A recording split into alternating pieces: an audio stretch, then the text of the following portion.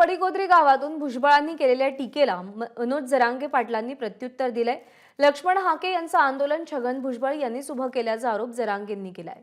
राज्यामध्ये जातीय दंगली झाल्या तर त्याला भुजबळच जबाबदार असतील असंही मनोज जरांगे म्हणाले। सत्ताधारीच मराठ्यावर अन्याय करायला लागले। ते काय सगळे सत्ताधारीच येते, आंदोलन करणारे सत्ताधारीच आणि मराठ्यांना आरक्षण न मिळवून देणारे तेच ओबीसीचे नेते सत्ताधारीच। ते जाणून बुजून आता मराठ्यांवरती अन्याय करायला लागले। त्यांना धक्का लागतच नाही। आम्हीच आरक्षणात घेत पहिल्यापासून, त्यांना काय धक्का लागतोय? कुठं आम्हालाच धक्का लागलेला। आमचं आम्ही घेणार आहे। त्यांना काय दिलं ते काय स्थगित केलंय का सुरू ठेवलं त्याच्याने देणं घेणं आम्हाला। काही लोक लिहित फेसबुकला सोशल मीडियाला संविधानाचं आंदोलन वडीगोद्रीत पहा, अमक्याचं आंदोलन पहा। बघा ना, बघा वाघ रस्त्यावर उतरायला लागलाय तू झोप घरात पांढऱ्या मिशा करून आणि लोकात लाव झुंज लाव मारामाऱ्या। तो 100% दंगल घडणारे मराठ्यात आणि धनगरात, हे त्याचं कामच। धनगर बांधवांनाच माझी विनंती, तुमच्या नेत्याला जरा समजून सांगा, तुमचं आरक्षण तुम्ही मागा, याच्या नादी लागू नका। विनाकारण हे चिघळणारे छगन भुजबळनी किती विरोध करायचा काम केला, किती जाती एकत्र काम केला, तरी मराठ्यांना माझी विनंती आहे, एकाही जातीच्या अंगावर आपण जायचं नाही।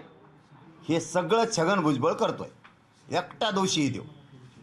ह्या सगळ्या जाती एकमेकाच्या अंगावर घालणं, जातीवाद करणं, सभेतून व्यासपीठावरून मला खालच्या भाषेत शिव्या द्यायला लावणं, वैयक्तिक याच्यात घुसणं, हे सगळं करायला लावतो तो छगन भुजबळ। मराठ्यांचं मतदान घेत होते, गोड बोलून गोड लागत होतं तोवर बुरका फाटला होता। खरे चेहरे बाहेर आले यांचे, किती जातीवादी इथे आणि मला जातीवादी म्हणता।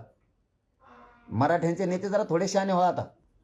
आपल्या जातीच्या पोरांना आरक्षण मिळत नसून हे देऊ शकत नाहीत, देऊन द्यायनात।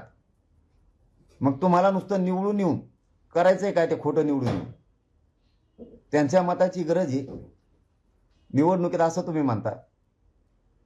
काय गरज आहे मताची? तुम्ही म्हणता ना त्यांचं मत निर्णायक आहे म्हणून पाहिजे। अरे मराठ्यांचाच निर्णायक करा ना मतदान,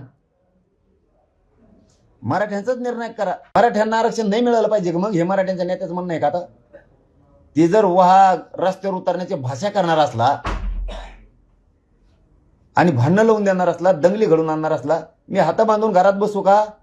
मराठ्यांचे मुडदे पडून देऊ का? मराठ्यांच्या नेत्याला सवाल आहे माझा। मरून द्यायचं का मराठ्याचे लोक? नाही आरक्षण मिळून द्यायचं का? पोराला घेऊन द्यायचं का फाश्या नुसत्या मराठ्याच्या? मराठ्याचे पोरं नाही नोकऱ्याला लागले पाहिजे का? मराठ्यांचे पोरं उच्च शिक्षणात नाही गेले पाहिजे का? ह्या आरक्षणासाठी फक्त यांची ही टोकाला जायची भूमिका आहे। मग आरक्षण किती मोठी गोष्ट आहे मराठ्यात समजत नाही का?